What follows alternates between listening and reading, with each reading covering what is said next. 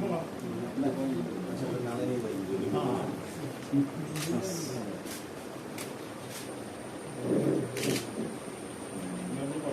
കാര്യങ്ങളും ഗവൺമെന്റ് ഭാഗത്ത് എല്ലാ കാര്യങ്ങളും ഇനിയിപ്പോൾ പൈസകൾ കൊണ്ടുവന്നിട്ടുണ്ട്. മോൻ്റെ ജോലിയുടെ തീരുമാനം ഇന്നലെ ഗവൺമെൻറ് എടുത്തു, ബോർഡ് കൊടുത്തു. അങ്ങനെ ആപ്ലിക്കേഷൻ ഇപ്പോൾ തരുന്ന പിറ്റേ ദിവസം ഇത് അന്ന് തന്നെ അപ്പോയിൻമെൻ്റ് ആണ്. യൂണിവേഴ്സിറ്റിയിലുള്ള ഇതിൻ്റെ കുറിച്ച്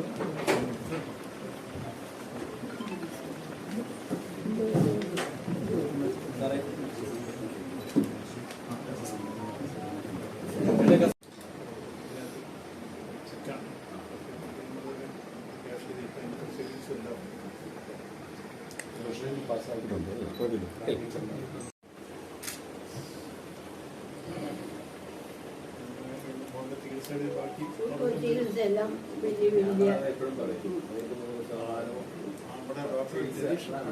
നല്ല ചികിത്സയാണ്. ഞാനിപ്പോൾ നല്ല 3 ഡോക്ടർമാർ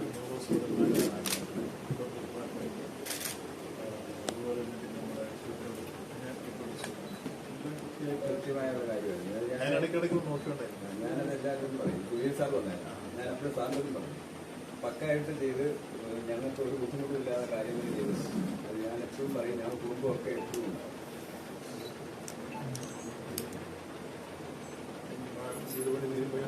ആയിക്കോട്ടെ സാറേ. സാറ് ഇപ്പോൾ എല്ലായിടത്തും എത്ര പ്രാവശ്യം വന്നറിയാം. എപ്പോഴും കാണണം.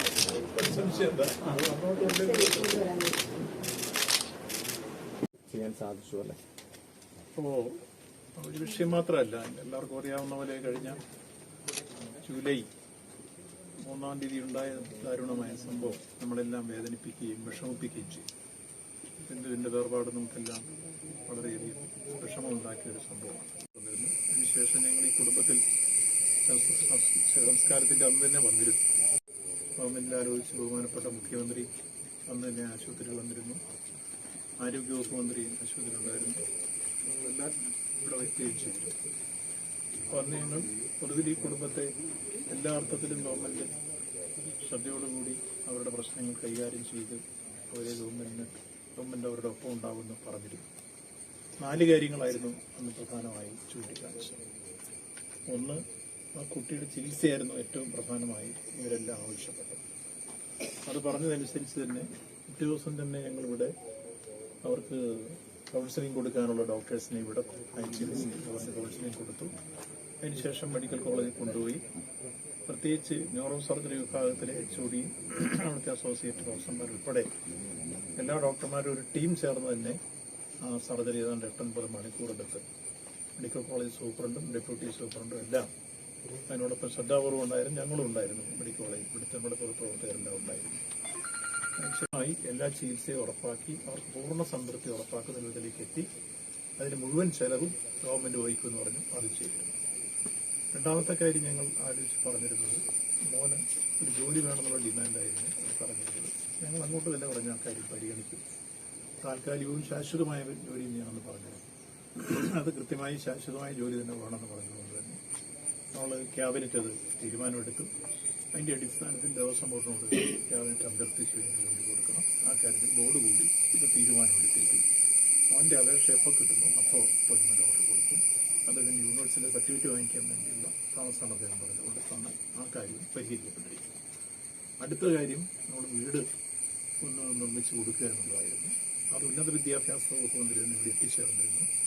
അവർ കൃത്യമായി ആ വകുപ്പിൽ തന്നെ ഇപ്പോൾ ചെയ്തുകൊണ്ടിരിക്കുന്ന ഭവന നിർമ്മാണത്തിൻ്റെ ഭാഗമായി 12.5 ലക്ഷം രൂപ മുടക്കി അത് ചെയ്യാനുള്ള പ്രവർത്തനങ്ങൾ അതാണ് ഇങ്ങോട്ട് പോലെ മാറ്റിപ്പാർപ്പിച്ചിരിക്കുന്നത്.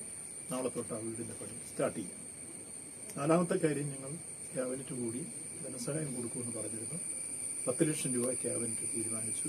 ആ തീരുമാനിച്ചതും ഇപ്പോൾ ഈ കുടുംബത്തെ ഏൽപ്പിക്കുന്നതിന് വേണ്ടിയാണ് കളക്ടറും MLA ഇവിടുത്തെ പൊതുപ്രവർത്തകരും എല്ലാം ചേർന്ന് എത്തിച്ചേർന്നത്. അപ്പോൾ അതനുസരിച്ച് ആ പറഞ്ഞ കാര്യങ്ങളെല്ലാം ചുരുങ്ങിയ സമയങ്ങൾക്കുള്ളിൽ തന്നെ സമയബന്ധിതമായി കൃത്യമായി നടപ്പിലാക്കിയിരിക്കുന്നു. ആ കുടുംബത്തിന് ഇനിയും തുടർന്ന് ഗവൺമെൻറ്റുമായി ബന്ധപ്പെട്ട ഇതെല്ലാം തരത്തിൽ ഞങ്ങൾ എല്ലായ്പ്പോഴും ഉണ്ടാവും. ആ കുടുംബത്തോടൊപ്പം അവരെ ആശ്വസിപ്പിക്കുകയും ധനസഹായം ചെയ്ത് മുന്നോട്ട് പോകും. ഇതാണ് പൊതുവായി ഈ വിഷയവുമായി ബന്ധപ്പെട്ട് സൂചിപ്പിക്കാനുള്ളത്. ആ കുടുംബക്കാരും ഈ കാര്യത്തിൽ ഈ ഗവൺമെൻറ് ചെയ്ത കാര്യങ്ങളെ സംബന്ധിച്ച് നല്ല ധാരണയോടെ കൃത്യതയോടെ ആ കാര്യത്തിൽ സംതൃപ്തി രേഖപ്പെടുത്തുകയും ചെയ്തു. അതിൽ മാധ്യമപ്രവർത്തകർ ഉൾപ്പെടെ ഈ വിഷയങ്ങൾ കൊണ്ടുവരുന്ന കാര്യത്തിലും കൂട്ടിയുന്ന കാര്യത്തിലൊക്കെ അന്ന് നമ്മോട് സഹകരിച്ചിട്ടുണ്ട്. തുറന്നും അവരുടെ പ്രശ്നങ്ങൾ നമ്മൾ കൈകാര്യം ചെയ്തു പോകുന്ന രംഗത്ത് ഈ നാട്ടുകാർ, ഇവിടുത്തെ പൊതുപ്രവർത്തകർ, നമ്മുടെ കുസുമനുണ്ട്, ശെൽവനുണ്ട്, ഇവിടുത്തെ പഞ്ചായത്ത് മെമ്പർമാർ, ഇവരെല്ലാം നല്ല രൂപത്തിൽ അന്നുതൊട്ടുള്ള സഹകരണമുണ്ട്. തുടർന്നും ആ കാര്യങ്ങളെല്ലാം ഉണ്ടാവും എന്ന കാര്യമാണ് സൂചിപ്പിക്കുന്നത്.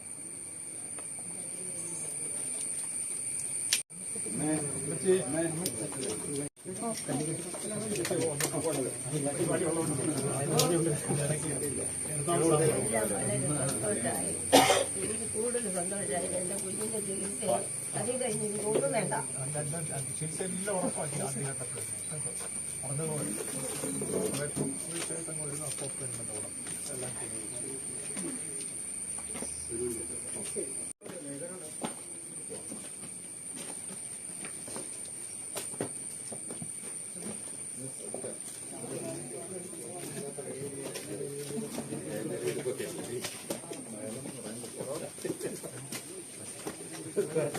സാധിക്കാം.